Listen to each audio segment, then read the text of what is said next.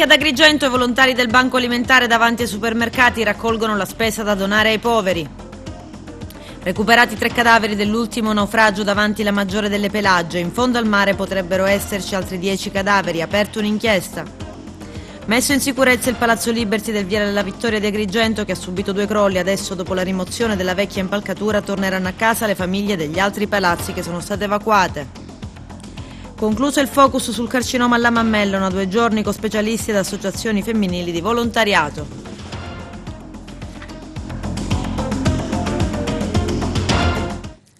Bentrovati gentili telespettatori al nostro appuntamento con l'informazione. Oggi è il giorno della colletta alimentare nei supermercati. I volontari raccolgono alimenti da donare alle famiglie povere. Il servizio di apertura è di Sara Gallo. Anche quest'anno l'associazione Onlus Banco Alimentare della Sicilia aderisce all'iniziativa nazionale della colletta alimentare. Ad Agrigento numerosi volontari pronti a regalare un sorriso ed invitare la gente ad essere generosa e solidale per i meno fortunati. Sì, sono 30 anni quest'anno, c'è la giornata nazionale della colletta alimentare, anche ad Agrigento quasi da subito abbiamo iniziato, circa 25 anni fa. E quest'anno, come tutti gli altri anni, lo scopo è sempre lo stesso, cioè quello di donare la spesa a chi è più povero, perché condividere il bisogno è condividere anche il senso della vita.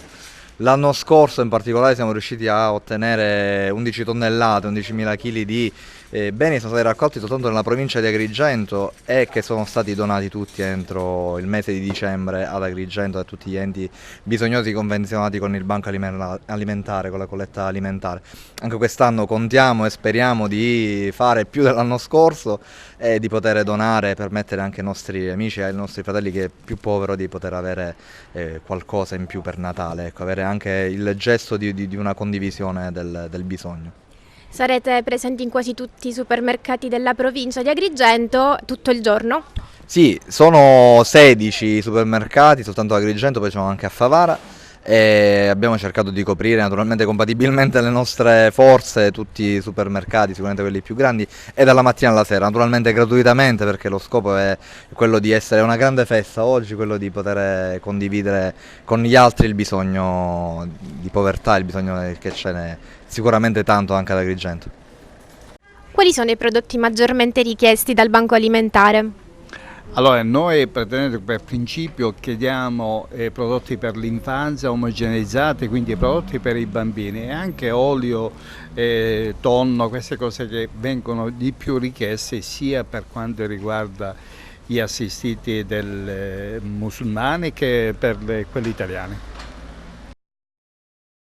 I sommozzatori della Guardia Costiera hanno recuperato 3 cadaveri. Si tratta delle prime salme ritrovate dopo il naufragio di una settimana fa a un miglio dell'isola dei Conigli a Lampedusa. Non si conosce ancora il sesso dei migranti morti, appena recuperati a circa 40 metri di profondità, laddove si è adagiato il relitto, un'imbarcazione di 10 metri con lato a picco. Subito dopo la tragedia sono state recuperate le salme di 5 donne. Appena ieri il ROV, un robot automatico della Guardia Costiera, aveva individuato l'imbarcazione che era salpata dalla Libia naufragata. Stamani le primissime immersioni dei sub che hanno permesso appunto di recuperare i primi 3 corpi. In fondo al mare potrebbero esserci almeno una decina di altri cadaveri, un'ipotesi alla quale si arriva mettendo in linea i numeri che investigatori e inquirenti hanno acquisito. Secondo le testimonianze, infatti, su quell'imbarcazione vi sarebbero state 170 persone. I superstiti recuperati grazie a un lavoro eccezionale della Guardia Costiera sono stati 149. Sulla tragedia, l'ennesima davanti a Lampedusa, la Procura della Repubblica di Agrigento ha aperto un'inchiesta che è coordinata dall'aggiunto Salvatore Vella. Le ipotesi di reato avanzate a carico di ignoti sono favoreggiamento dell'immigrazione clandestina, naufragio e omicidio colposo plurimo. Dopo i 2 crolli che si sono verificati tra Piazza Cavour e il Viale della Vittoria d'Agrigento, sono terminati i lavori di messa in sicurezza al Palazzo Liberty. L'impresa alta quota di Marsala si è occupata del distaccamento di tutte le parti ancora pericolanti ed ha smontato il tetto. Adesso verrà rimossa l'impalcatura e l'edificio verrà ingabbiato per procedere alla ristrutturazione. Per le famiglie del Palazzo Liberty ci vorrà ancora del tempo per poter tornare a casa. L'augurio è che possano festeggiare il Natale nelle proprie abitazioni, invece le famiglie dei palazzi accanto. Vi mostriamo il momento in cui è stato rimosso l'ultimo pezzo pericolante.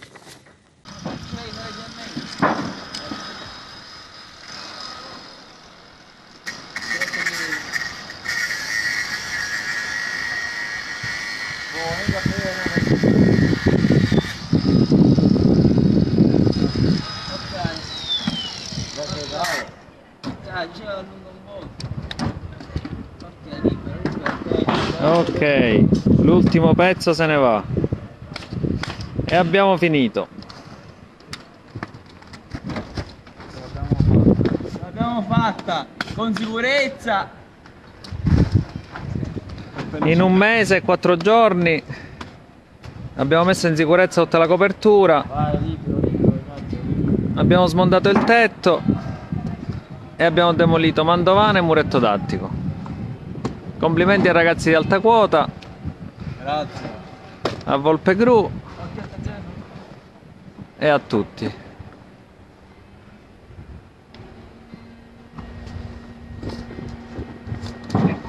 Ce l'abbiamo fatta, ragazzi! Basta, neanche abbiamo finito. Finalmente abbiamo finito.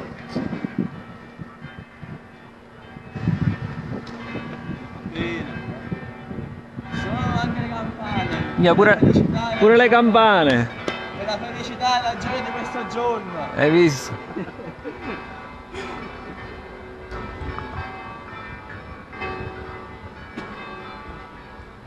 Speriamo di poter smontare presto il ponteggio e ridare un po' di normalità a questa zona.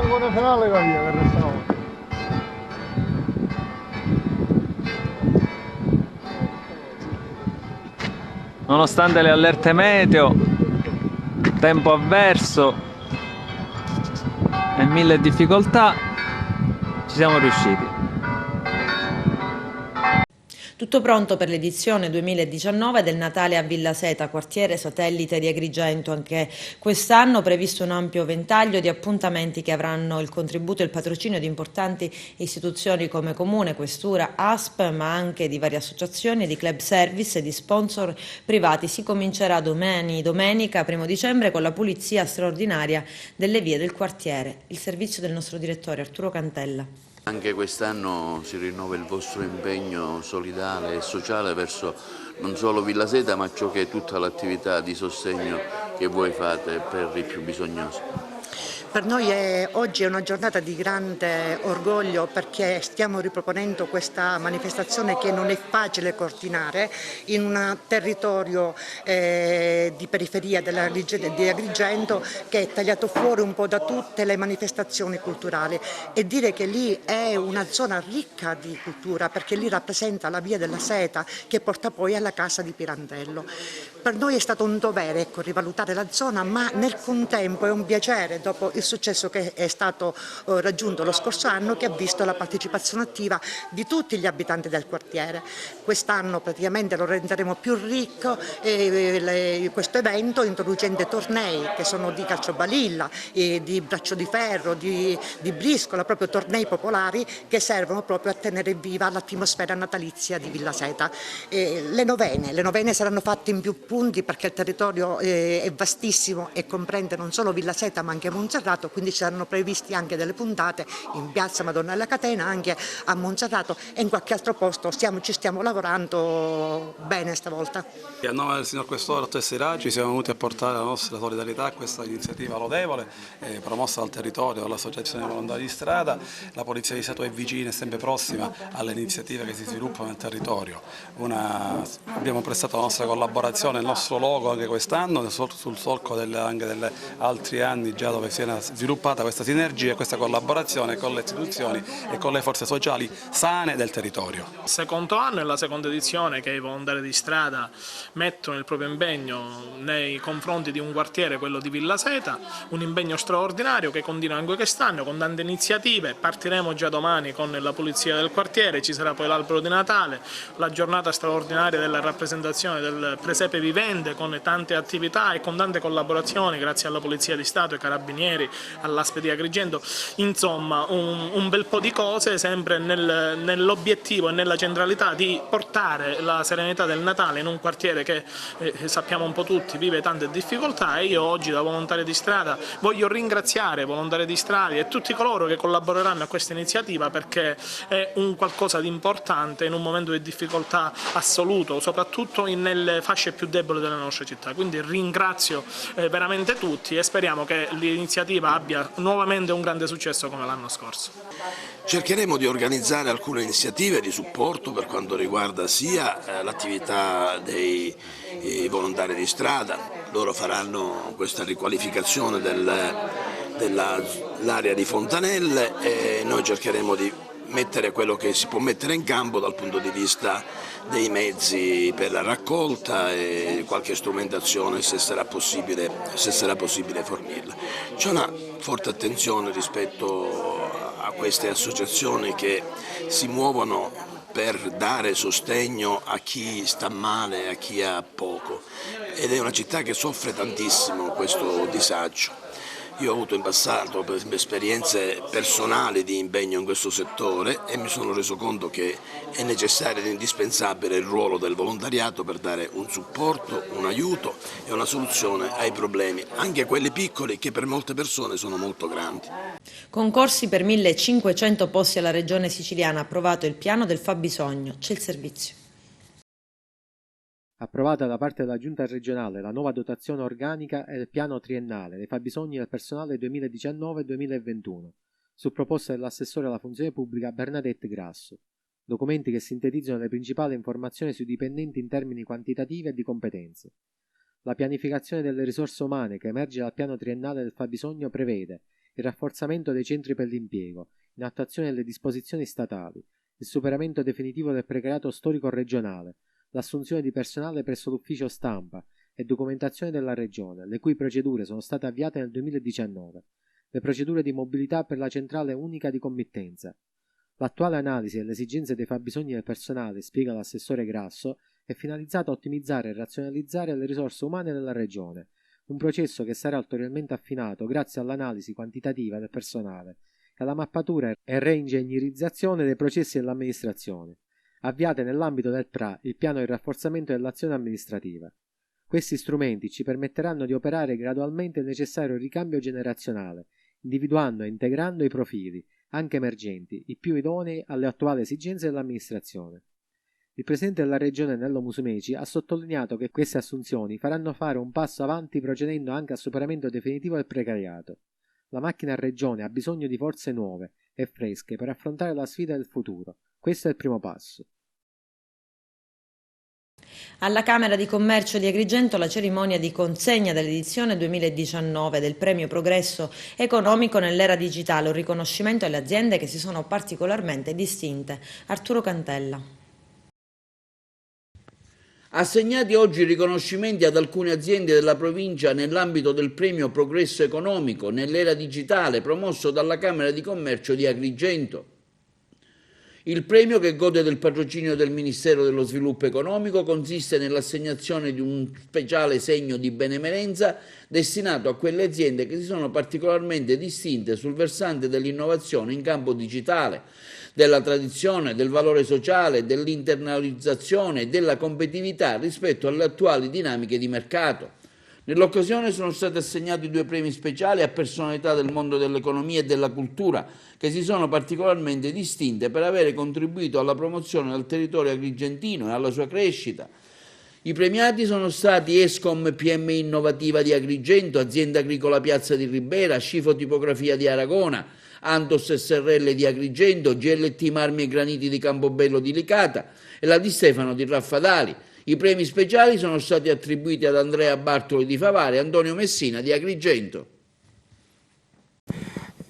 Stiamo facendo questo premio e come meritevoli secondo me ci sono tutte le aziende della provincia che coraggiosamente in questo momento di crisi cercano di portare avanti le loro aziende cercando giornalmente di trovare tutte quelle risorse necessarie per sopravvivere, per dare posti di lavoro. Queste aziende che sono state scelte sono le aziende che si sono particolarmente distinte, però idealmente il premio va a tutti coloro che operano nel settore, nelle attività produttive. Una Camera di Commercio sempre al passo dei tempi, ultimamente impegnata sempre in un ammodernamento digitale delle proprie strutture. Ricordiamo insomma i tanti servizi che la Camera offre per gli imprenditori, come la firma digitale, la PEC, insomma tante novità.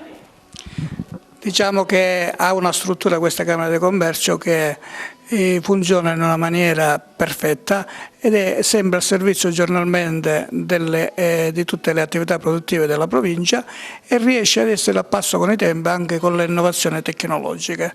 Quindi invito tutte le aziende ad essere sempre più vicine a questa Camera di Commercio, perché più vicine sono, più potrà fare la Camera di Agrigento. Diciamo, premiare il territorio in un momento così difficile è sicuramente motivo di vanto. Sicuramente per coloro che hanno lavorato una vita, che hanno avuto una visione sia dal punto di vista aziendale che del territorio, che di sviluppo del territorio, questo è un momento di riconoscimento. Speriamo che sia appunto non solo però un riconoscimento ma anche un punto di avvio, di nuovi successi, di un nuovo sviluppo che sia a livello imprenditoriale ma anche sociale, umano e culturale.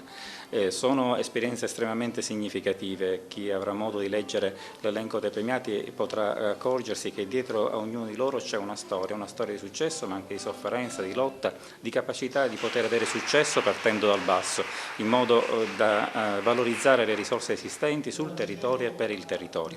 E questa è la mission che vuole avere la Camera di Commercio nello sviluppo della competitività delle imprese, nell'additare al sistema imprenditoriale e ai nuovi giovani che vogliono cimentarsi a fare impresa quelli che sono gli esempi di virtù, di successo sia individuale ma anche collettivo.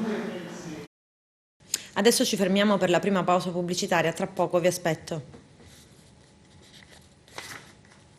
A Nara un appuntamento con Antonello Pezzini, membro del Comitato Economico e Sociale Europeo, per parlare di sviluppo sostenibile, di economia e gestione dei rifiuti. Vediamo. Continuano gli incontri con il professore Pezzini della Comunità Europea, oggi si parlerà di natura, di ambiente, di ecologia. Sì, questo è il secondo appuntamento delle 5 giornate di Naro. Ringraziamo il professore Pezzini, che ricordo essere un consulente del sindaco a titolo gratuito del Comune di Naro, che oggi ci intratterrà rispetto a queste tematiche ambientali che sono fondamentali per lasciare un mondo, speriamo, pulito ai nostri figli.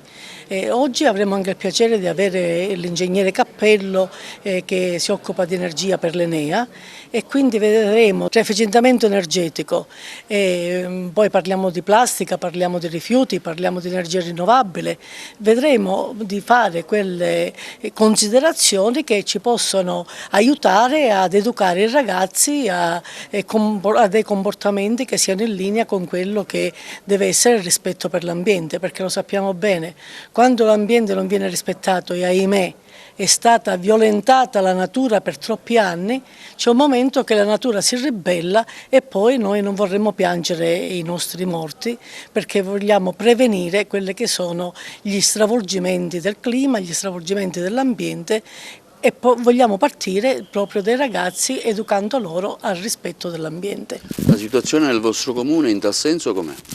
Beh, diciamo che per quanto riguarda la differenziata siamo a buoni livelli e il paese, lo potete vedere, è abbastanza pulito, e questo dipende tantissimo comunque dai miei concittadini che con grande rispetto e senso civico rispettano quelle che sono le regole.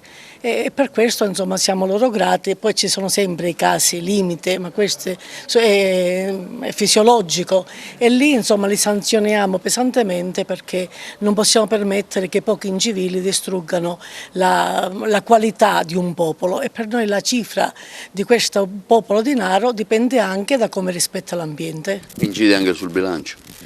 Sì, assolutamente sì. Il bilancio, come tutti i comuni, abbiamo le nostre difficoltà, Però come vedete partecipiamo a bandi, cerchiamo di essere sempre sul pezzo e cerchiamo insomma anche con molto volontariato civico e politico di dare delle risposte ai cittadini che meritano di essere amministrati con rigore e anche con concretezza. Laddove possiamo cerchiamo di intervenire immediatamente ad ogni segnalazione e fino adesso insomma ci siamo riusciti. Speriamo di continuare sempre su questa scia. Si parla di finanziamenti nei campi che oggi stanno molto a cuore all'Europa, cioè lo sviluppo sostenibile.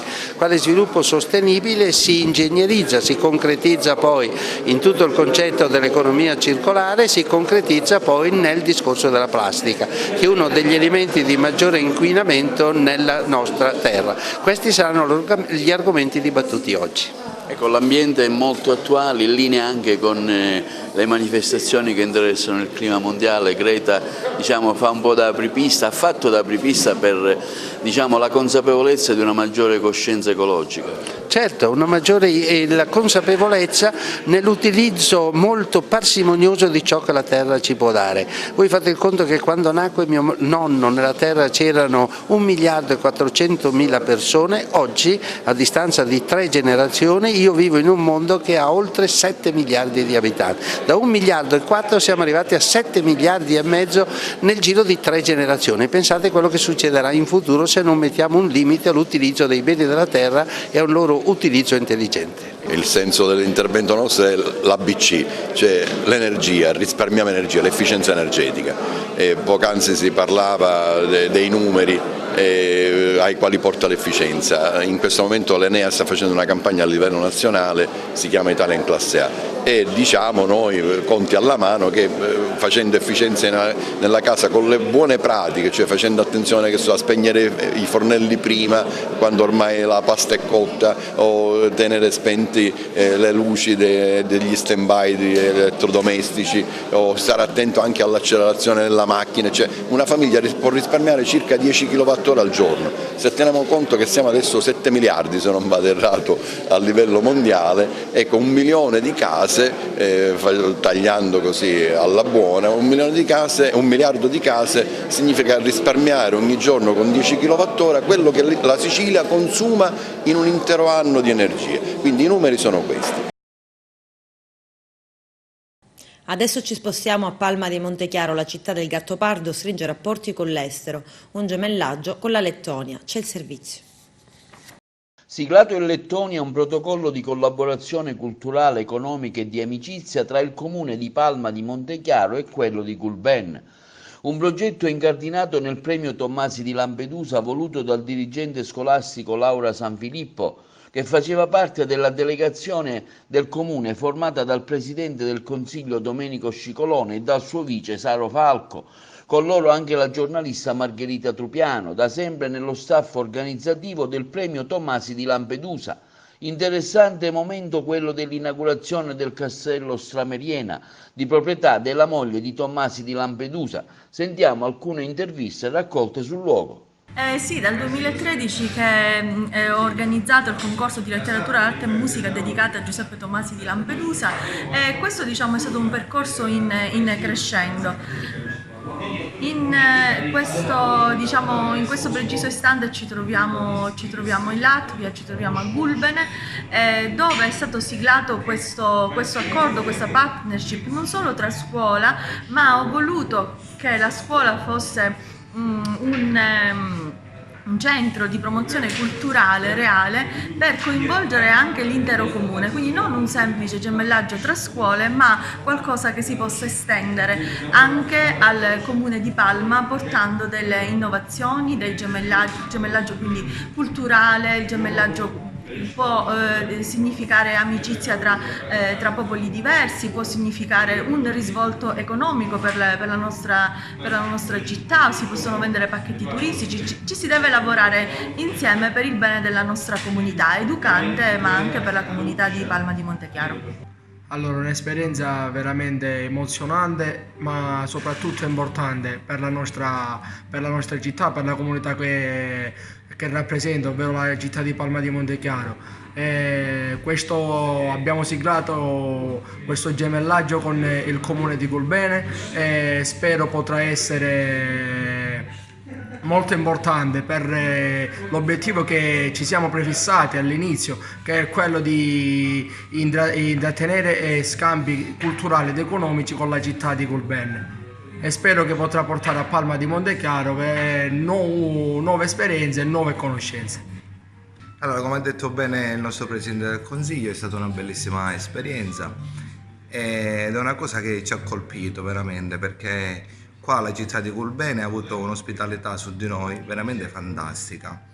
Poi, come posso dire, io ringrazio Stefano Castellini, il nostro sindaco, che ha permesso tutto questo, diciamo, e grazie anche a Laura Sanfilippo, la preside della scuola, Tomasi.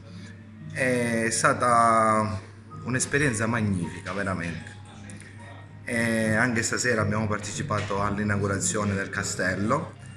È stata un'esperienza, ripeto, magnifica, dell'ospitalità che ci hanno dato, della perfezione che abbiamo trovato qui su tutto, e di questa storia del Gattopardo, di Alessandra Golf con Giuseppe Tomasi. È una storia veramente bellissima.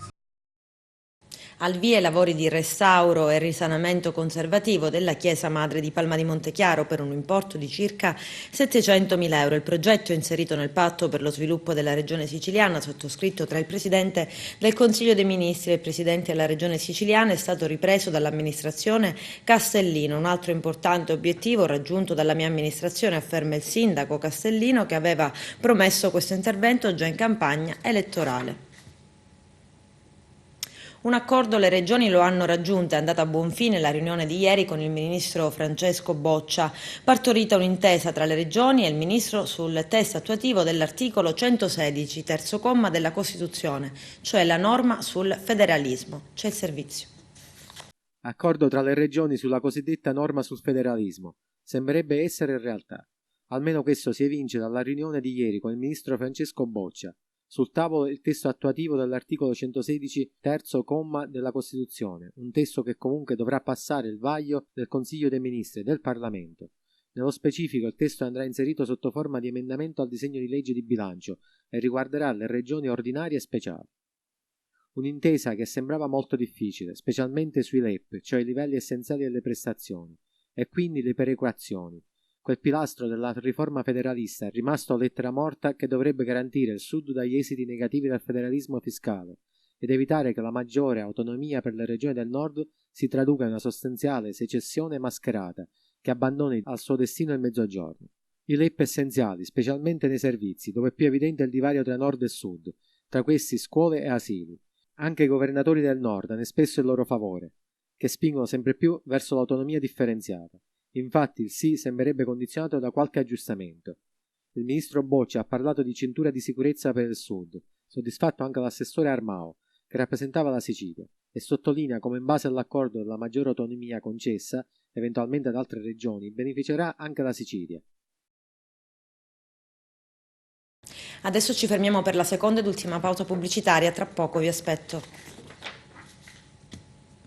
Continua in Sicilia la battaglia per il caro voli. Dopo la lettera di Musumeci al ministro dei trasporti Paola De Micheli sulla continuità territoriale, dopo il tentativo del viceministro siciliano Giancarlo Cancelleri di attivare una serie di sconti per alcune categorie di viaggiatori, arrivano pure l'esposto in procura del Codacons e gli emendamenti di Forza Italia per l'istituzione di un fondo per abbattere le tariffe. I particolari nel servizio.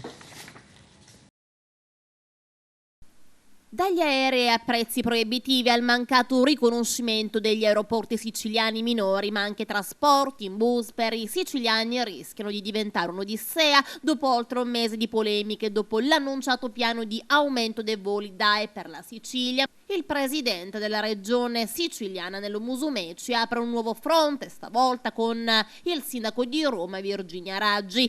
Mi chiedo se qualcuno nella capitale voglia consapevolmente o meno mostrare pregiudizi nei confronti dei pendolari siciliani, dice il presidente della regione, commentando le parole del sindaco di Roma, Virginia Raggi, in merito all'imminente spostamento del terminal degli autobus provenienti dalle regioni meridionali, dalla stazione Tiburtina a quella periferica di Anagnina.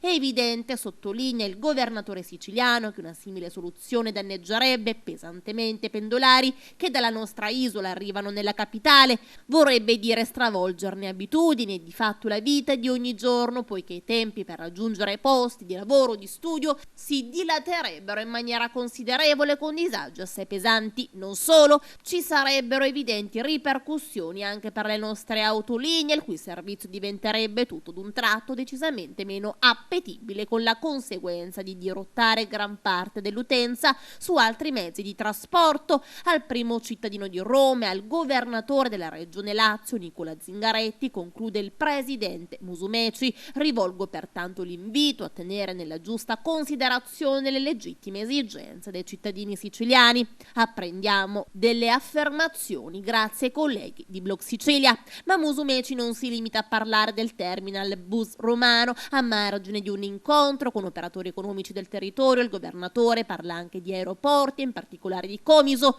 Per noi lo scalo di Comiso rimane strategico nel sistema aeroportuale siciliano, afferma Musumeci, specie se guardiamo alla costante crescita di Fontanarossa. Questo è l'unico dato certo che resta inalterato anche nella prospettiva di apertura della società di gestione a nuovi capitali. Lo ha assicurato al sindaco comisano Maria Rita Schembari, che può contare sulla condivisione e sul sostegno del governo regionale. La quota pubblica è essenziale, per questo non escludiamo, ove necessario, la possibilità di intervenire direttamente. Suo marito, la maschera di un'autobiografia e altro, il titolo del 56esimo convegno internazionale di studi pirandelliani che si svolgerà da domani 1 dicembre a martedì 3 ad Agrigento grazie all'impegno della regione siciliana e del vicepresidente Gaetano Armao, il contributo del Parco Valle dei Templi e lo sponsor di Coop Culture.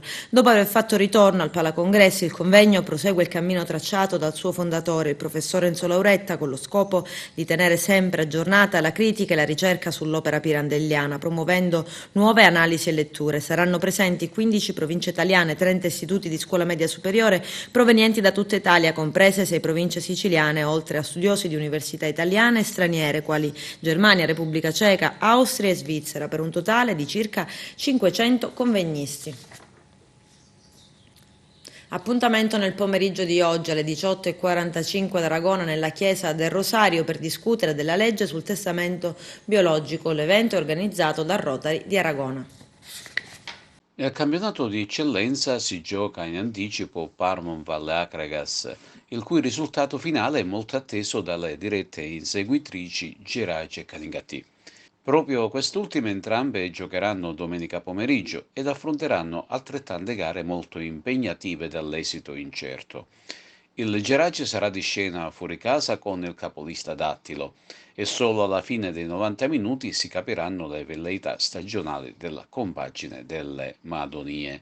Altrettanto dovrà dirsi per la squadra trapanese, che domenica scorsa ha interrotto la lunga serie di vittorie consecutive fermandosi a quota 10. Altro scontro d'alti livelli si gioca a Ravanusa con il Canicati impegnato contro la San Cataldese, gara classica tra i centri vicini e legati da una lunga amicizia.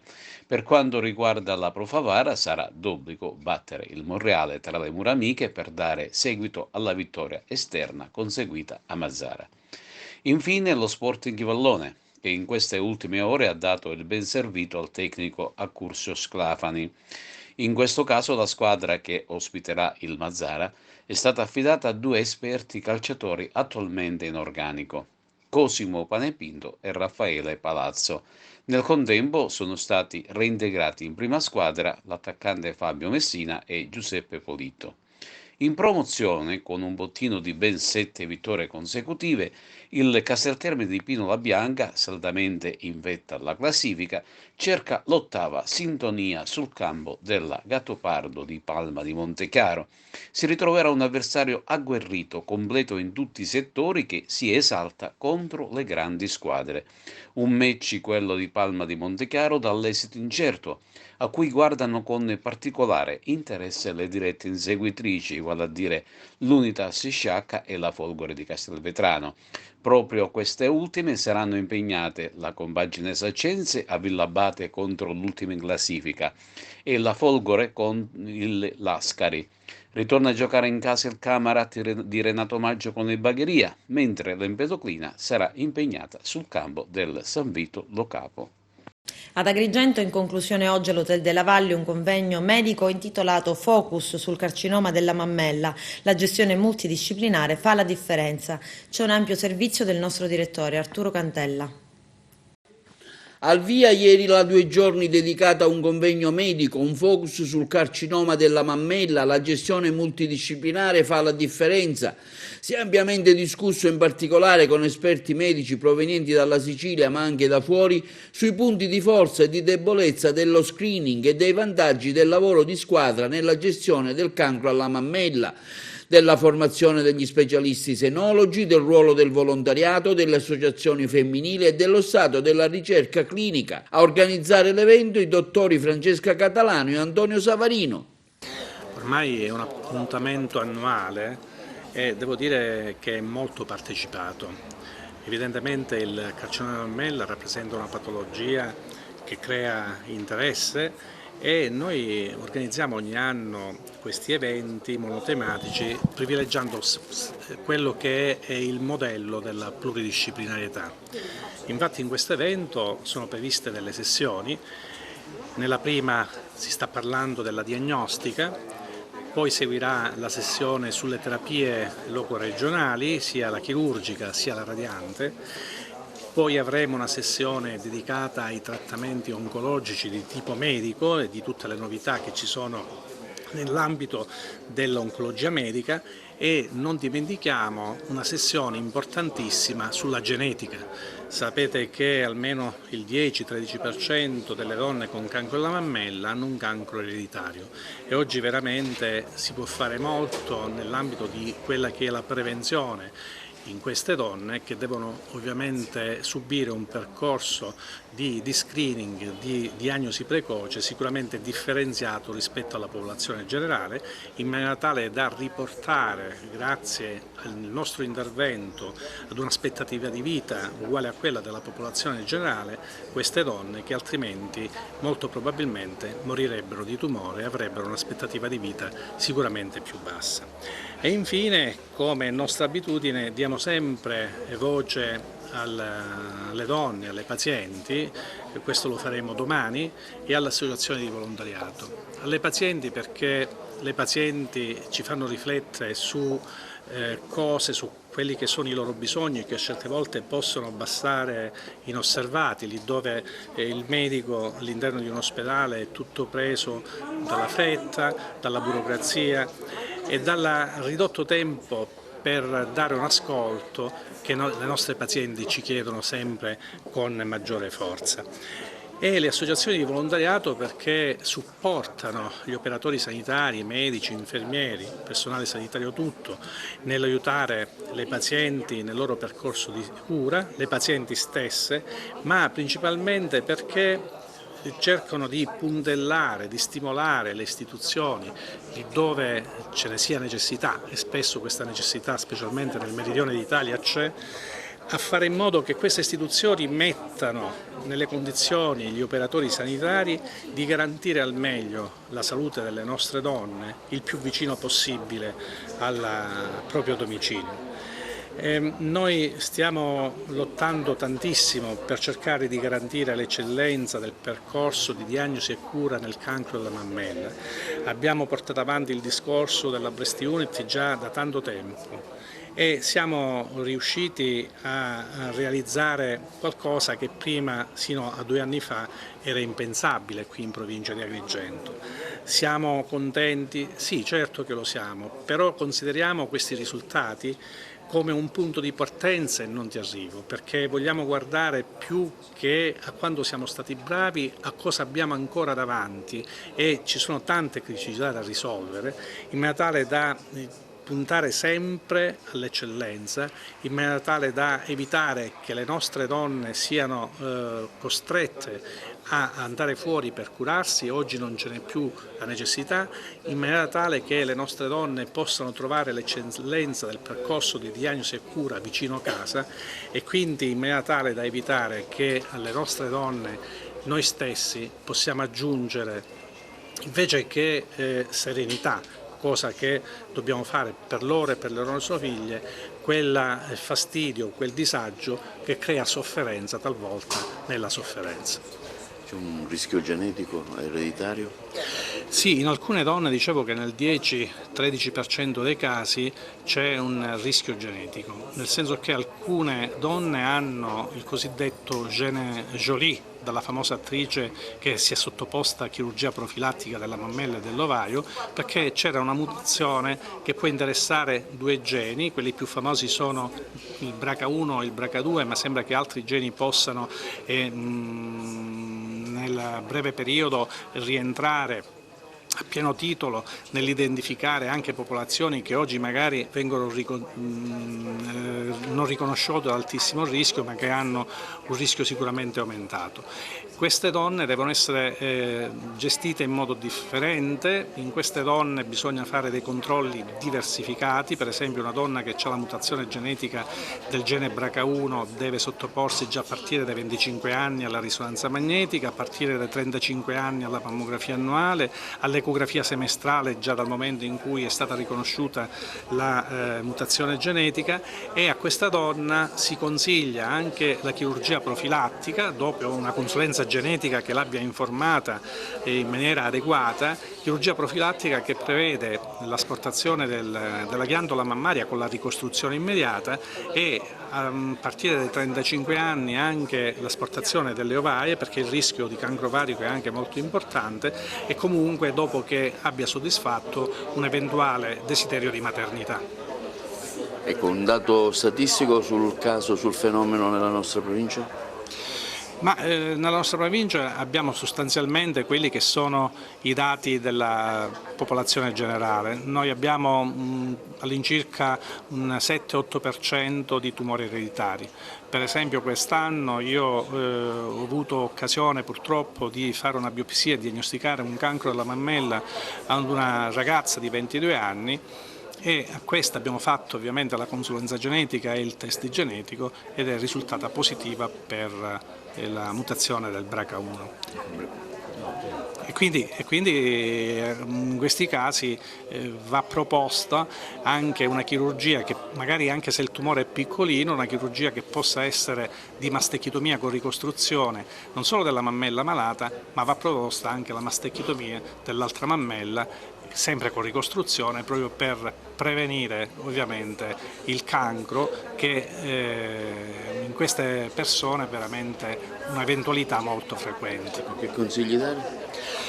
Il consiglio che noi diamo è quello della chirurgia profilattica per l'appunto, che prevede l'asportazione della ghiandola mammaria con il risparmio ovviamente, spesso quando fattibile, spesso lo è, del capezzolo, dell'areola e della pelle, per cui la ricostruzione da un punto di vista estetico diventa assolutamente adeguata, cioè le mammelle da un punto di vista estetico vengono conservate con l'impianto di protesi, e queste donne possono ovviamente andare incontro a gravidanze, possono avere una loro vita normalissima, però devono sapere che a partire dai 35 anni è bene che tolgano anche le ovarie, perché altrimenti il rischio di cancro ovarico è molto molto alto, e purtroppo la diagnosi precoce di cancro ovarico è difficile da effettuare con i mezzi che attualmente la scienza ci mette a disposizione, e quindi questo potrebbe compromettere la loro aspettativa di vita.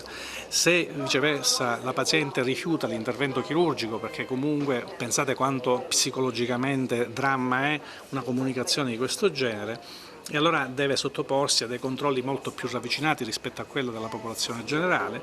Questo per quanto riguarda la mammella, dicevo poc'anzi, la risonanza magnetica periodica, la mammografia periodica, il controllo ecografico semestrale, e per quanto riguarda l'ovario il dosaggio del CA125 e l'ecografia ginecologica con cadenza semestrale. Però la chirurgia profilattica sicuramente ci consente di ottenere risultati di gran lunga superiori. Ancora una volta, ad un anno di distanza, ci rincontriamo all'Hotel della Valle per fare il punto della situazione ad un anno appunto di distanza dall'inizio dell'attività di questa Breast Unit avallata dalla ASP di Agrigento, proprio per capire dove siamo. Abbiamo fatto in quest'anno un grande lavoro, perché abbiamo intercettato il 30% della popolazione che adesso viene trattata in provincia, appunto, quindi a casa. Consideriamo che la patologia mammaria incide dai 270 a 300 nuovi casi l'anno nella provincia di Agrigento e in questo anno abbiamo trattato circa 100 pazienti, quindi abbiamo intercettato già il 30% della popolazione, evitando quella che era una migrazione che era pari al 100% nella provincia di Agrigento. Oggi appunto ci riuniamo per fare il punto della situazione e stressare il concetto della squadra, del lavoro di squadra, così poter lavorare tutti insieme, oncologi, chirurghi, radiologi, radioterapisti, per garantire un percorso alle pazienti affette da tumore della mammella e una cura che va a 360 gradi. Ecco, per la fine della prevenzione che consigli dare magari alle donne, a chi ha qualche problema in genere? Certamente quello che appena ha finito la sua presentazione la dottoressa Mattina, stressare quello che è lo screening, aderire allo screening perché il primo punto è il punto di partenza per la prevenzione, è quello che ci consente di individuare le lesioni mammarie agli inizi, quindi ancora con pochi millimetri, che possono consentire un trattamento radicale e estirpare così questo male veramente alla radice. Ecco, un dato statistico colpisce più le donne, le ragazze, le signore, ecco, qual è almeno il dato che voi potete fornire? Quello che registriamo è un'incidenza in una fascia di età sempre più bassa. Abbiamo casi ormai anche di ventenni dove sono stati diagnosticati appena bioptizzati con carcinomi della mammella e questo è un dato che chiaramente deve tenerci ancora più in allarme, ancora più in allerta e ancora più vanno sollecitati i controlli e le visite di controllo. Con questo è tutto, termina qui l'edizione del telegiornale. Grazie per la gentile attenzione, per essere stati con noi e buon weekend da parte mia. A presto.